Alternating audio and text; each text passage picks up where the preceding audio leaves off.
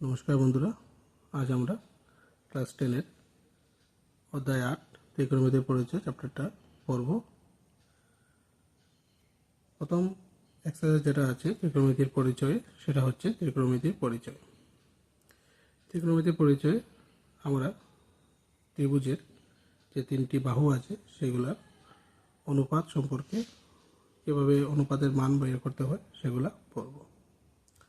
এবার হচ্ছে প্রথম যে চ্যাপ্টারটা আছে এক্সারসাইজ, সেটা হচ্ছে ত্রিকোণমিতির পরিচয়। এখানে আমাদের প্রথম জানতে হবে যে অনুপাতগুলো কী কী। মূলত এখানে ত্রিকোণমিতির 6টা অনুপাত আছে।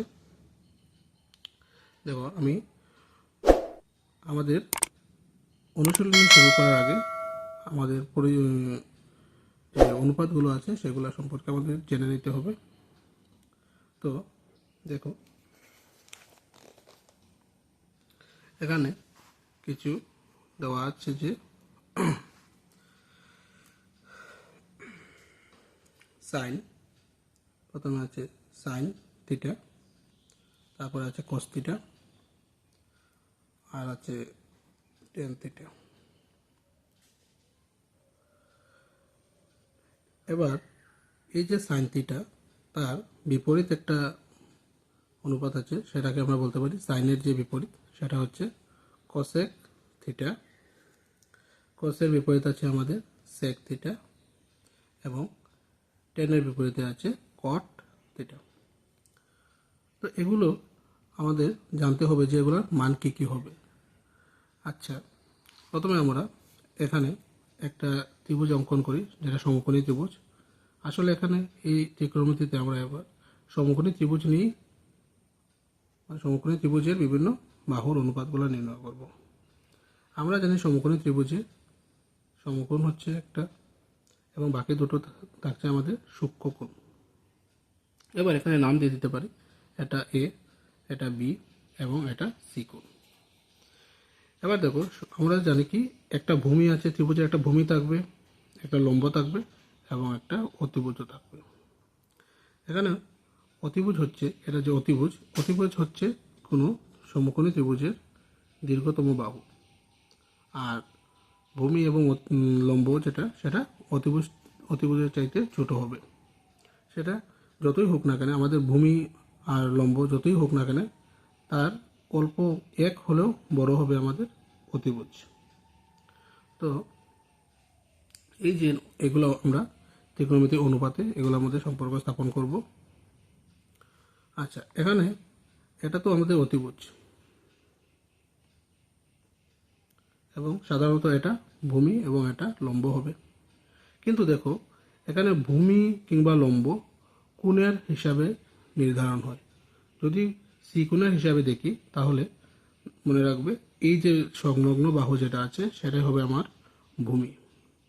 ভূমি কি? ভূমি হচ্ছে, যদি আমি কোনো ত্রিভুজের, আগে তোমাদের এটা ধারণাটা স্পষ্ট থাকতে হবে। যদি ধারণাটা স্পষ্ট থাকে তাহলে অনুশীলনী 8.1টা তোমরা সহজেই একদম করতে পারবে। দেখো, আমি যদি বলি যে এ কোণের সাপেক্ষে ভূমি কী হবে, এ কোণের সাপেক্ষে ভূমি কী হবে, এ কোণের সাপেক্ষে হবে যে এ কোণ যেটা, এখানে এ কোণ এটা আছে, এ কোণের সন্নিহিত যে বাহুটা থাকবে, এ কোণের সন্নিহিত মানে এ কোণের সাথে সংলগ্ন যে বাহুটা থাকবে সেটাই হবে আমাদের ভূমি। মানে এ এর সংলগ্ন বাহু, বা আমরা বলতে পারি এ এর সংলগ্ন বাহু, এর সাথে যেগুলো আছে, যেটা আছে। আর বিপরীতে যে আছে, মনে করো এ কোণ এটা, তার বিপরীতে কোনটা বাহু হবে, এ বাহু এইটা হবে, মানে বিসি। তাহলে বিসি যেটা হচ্ছে সেটা গিয়ে হচ্ছে আমাদের লম্ব। মনে রাখবে, যে কোণটা হবে তার বিপরীত যে বাহুটা থাকবে সেটা হবে সবসময় লম্ব, আর সন্নিহিত যেটা থাকবে, সন্নিহিতটা হবে আমাদের ভূমি। তো এর কোণের সাপেক্ষে আমাদের ভূমি হবে এবি। এবি হচ্ছে গিয়ে আমাদের ভূমি, আর এ কোণের বিপরীতে যেটা থাকবে সেটা হবে লম্ব। অনুরূপভাবে যদি আমরা সি কোণটা দেখি, সি কোণের সাপেক্ষে, এই যে সি কোণের সাপেক্ষে আমাদের ভূমি হচ্ছে, এই যে সি কোণের সাপেক্ষে কী হবে, বিসি। বিসি হচ্ছে আমাদের ভূমি, এবং বিপরীত কোনটা আছে, এটা এবি বিপরীত, তাহলে এবি হয়ে যাবে আমাদের লম্ব। এবার বলতে পারো তাহলে এটাও তো সন্নিহিত, এটা তো এ এবং বি দুটোটার সাথেই আছে। দেখো এটা হচ্ছে অতিভুজ, অতিভুজ কখনো চেঞ্জ হবে না, অতিভুজ যাই থাকবে না কেন অতিভুজ সেমই হবে। বাকি ক্ষেত্রে ভূমি এবং লম্ব চেঞ্জ হতে পারে কোণের সাপেক্ষে, কিন্তু অতিভুজ সব ক্ষেত্রে সমানই হবে। মনে রাখবে অতিভুজ কোনো ক্ষেত্রেই চেঞ্জ হবে না। এবার দেখো এবার আমরা যে আমাদের বইয়ে যে দেওয়া আছে বিভিন্ন, দেখো এখানে দেওয়া আছে যে বিভিন্ন কোণ, যেমন সাইনের কি হবে, সাইনের কি ফর্মুলা, আমাদের এই ফর্মুলাগুলো জানতে হবে এক্সারসাইজ 8.1 প্রবলেমগুলো সমাধান করার জন্য। সাইনের ফর্মুলা হচ্ছে কোণ এ এর বিপরীত বাহু। তাহলে দেখো এখানে একটা ত্রিভুজ দেওয়া আছে, সমকোণী ত্রিভুজ, এখানে কোণ এ এর বিপরীত বাহু, তাহলে এ এর বিপরীত বাহু কি হবে, এটা বিসি। তাহলে দেখো এ এর বিপরীত বাহু বিসি আর ডিভাইডেড বাই অতিভুজ, তাহলে অতিভুজ কি হবে, এসি। সেমভাবে আমরা যদি কস দেখি, তাহলে কসের ফর্মুলা হচ্ছে এ কোণের সন্নিহিত কোণ। সন্নিহিত কোণ কোনটা, এ কোণের সন্নিহিত কোণ। এ কোণের সন্নিহিত কোণ কোনটা আছে, এটা হচ্ছে সন্নিহিত কোণ। এটা অ্যাকচুয়ালি সন্নিহিত কোণ হবে না, এটা সন্নিহিত বাহু হবে। এটা বল দেওয়া আছে, সন্নিহিত কোণ দিয়ে দিয়েছে, এই কোণ এর সন্নিহিত বাহু, এটা হচ্ছে সন্নিহিত বাহু, যেটা সেটা হবে আমাদের এবি। এবং তার ভাগে থাকবে অতিভুজ। একইভাবে টেনের ফর্মুলা হচ্ছে এ কোণের বিপরীত বাহু এবং এর সন্নিহিত বাহু। আচ্ছা, এগুলো যদি আমি সহজে তোমাদের বুঝিয়ে দিই তাহলে একটা তোমাদের বুঝতে সুবিধা হবে। দেখো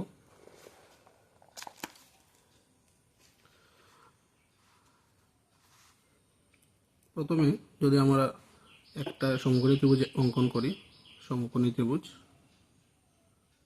বি কোণটা দিয়ে দেবে সমকোণ এবং এটা এই কোণটা বি। এবার আমাদের সাইন এ সমান কি হবে, সাইন এ, মনে রাখবে সাইন এ সবসময় হবে, দেখো সাইন এ।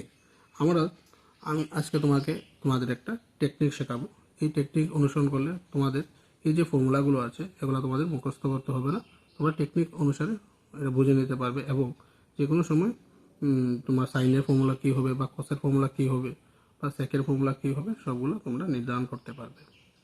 আচ্ছা, ফর্মুলাটা হচ্ছে, দেখো মনে রাখবে পিবিপি লিখে নেবে উপরে, পিবিপি, আর তার ঠিক নিচে লাগবে পি নিচে এইচ বি, এটা একটু মুখস্থ করে নেবে, পিবিপি, তার নিচে থাকবে এইচ বি, পি নিচে এইচ, বি নিচে এইচ, পি নিচে আবার বি।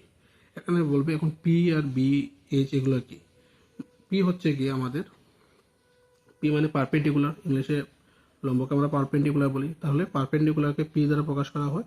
তোমরা রাখবে পি মানে লম্ব, পি হচ্ছে গিয়ে লম্ব, এবং বি হচ্ছে আমাদের বেস অর্থাৎ ভূমি, এবং এইচ হচ্ছে আমাদের অতিভুজ। ঠিক, এটা মনে রাখবে, পি অর্থাৎ লম্ব, বি ভূমি, এইচ অতিভুজ। এবার এই যে আমরা পি বিপি লিখলাম, এটা দেখো আমরা কি জানি অনুপাতগুলো সাধারণত 3টে অনুপাত থাকে এবং এই 3টের বিপরীতে আরও 3টা থাকে। তো প্রথমে লিখে নেবো আমরা সিরিয়াল ওয়াইজ, প্রথমে লিখে নেব সাইন, তারপরে আছে কস এবং তারপরে আছে টেন, সাইন কস টেন। এবার দেখো সাইনের বিপরীতে কি হবে, সাইনের বিপরীত হচ্ছে আমাদের কসেক, কস নয় কিন্তু কসেক, কসেক আলাদা জিনিস, কস আলাদা জিনিস। তো সাইনের বিপরীতে হচ্ছে কসেক, কসের বিপরীতে হচ্ছে গিয়ে আমাদের সেক, এবং টেনের বিপরীতে থাকছে কট। এবার যদি আমি তোমাদের বলি যে সাইনের ফর্মুলা কি হবে, তাহলে সাইনের ফর্মুলা হচ্ছে পি বাই এইচ। তো পি মানে কি, পি বাই এইচ, সেমভাবে কস হবে বি বাই এইচ এবং টেন হবে পি বাই বি। এখন যদি আসে কসেক ইকুয়াল টু কি হবে, তাহলে কসেক ইকুয়াল টু হয়ে যাবে এইচ বাই পি, সেক হচ্ছে বি গিয়ে এইচ বাই বি এবং কট হচ্ছে বি বাই পি। এবার দেখো সাইন ইকুয়াল টু কি হবে, সাইনে কি হবে পি বাই এইচ, তাহলে পি কি বলেছিলাম, পি হচ্ছে লম্ব আর এইচ মানে অতিভুজ, তাহলে সাইনের ফর্মুলা হচ্ছে লম্ব বাই অতিভুজ।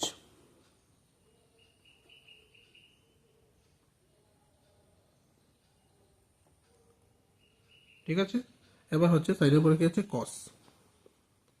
কস কি হবে বলো তো, সরি এখানে এ হবে, এ মানে অ্যাঙ্গেল। আগে আমরা থিটাও লিখেছিলাম, থিটাও মানে কোণ। কোনো ত্রিকোণমিতির কোণ বোঝাতে আমরা থিটা ব্যবহার করি, কোনো কোনো ক্ষেত্রে এও ব্যবহার করা হয়, তবে অনুশীলনে এটাই বেশি পাবে।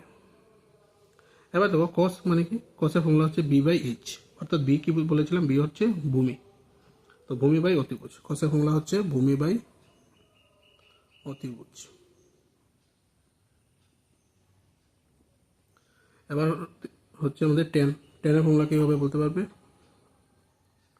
টেন হবে বি বাই পি, বি মানে পি বাই বি, টেন হচ্ছে লম্ব বাই ভূমি।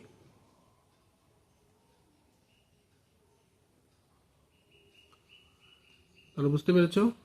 এবার এই টেন সাইন কস টেন এগুলো লিখে নিলাম, তার অপোজিট হয়ে যাবে আমাদের কসেক। তাহলে সাইনের অপোজিট কী হবে? সাইনের অপোজিট হচ্ছে আমাদের কসেক, তাহলে কসেক লিখে নিচ্ছি এখানে কসেক। কসেক ইকুয়াল টু কী হবে বলো তো? কসেক হবে এই যে কসেক আছে, কসেক মানে এইচ বাই পি, এটা অপোজিট হবে এইচ বাই পি হবে, মানে অতিভুজ বাই লম্ব।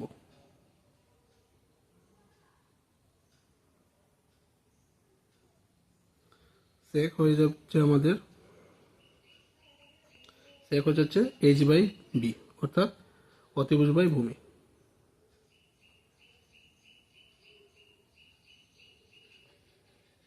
এবং কট হচ্ছে বি বাই পি, অর্থাৎ ভূমি বাই লম্ব।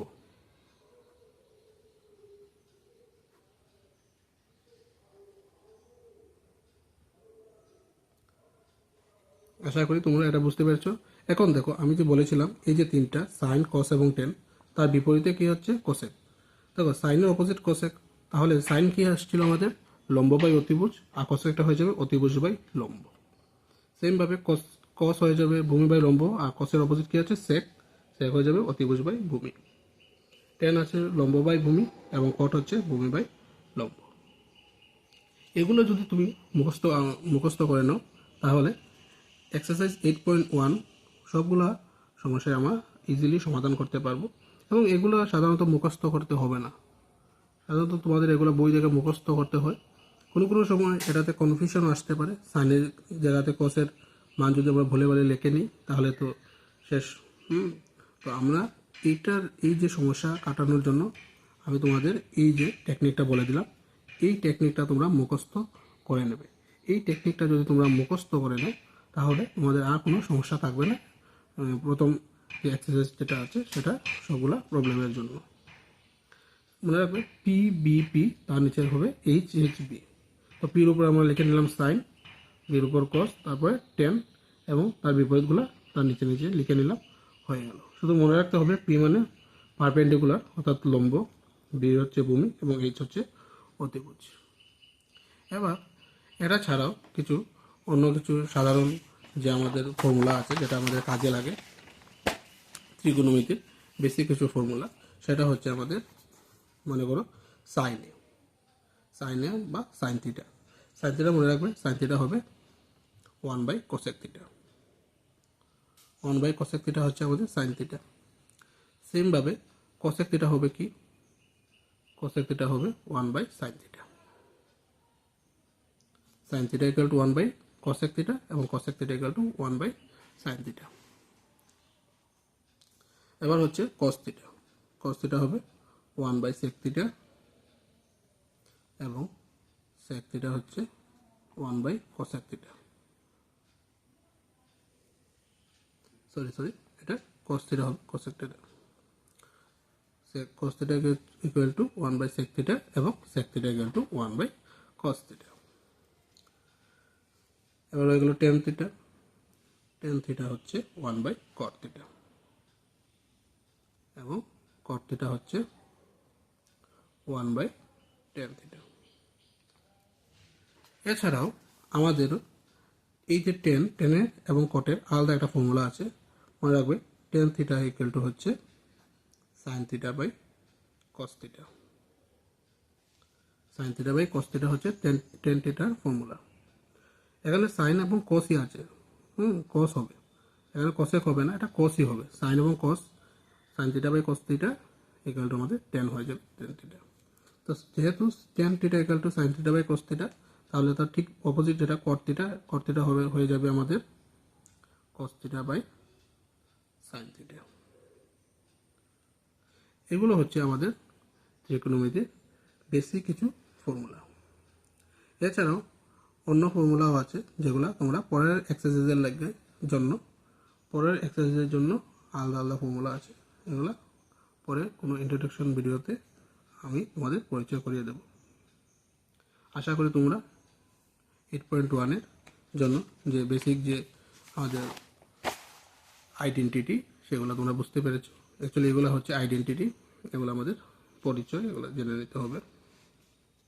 এবং প্রতিটা ক্ষেত্রে আমাদের একটা সমকোণী ত্রিভুজ অঙ্কন করে নিতে হবে। আশা করি বুঝতে পেরেছো। তাহলে পরের ভিডিওতে আমরা অনুশীলনী প্রবলেমগুলো সমাধান করব।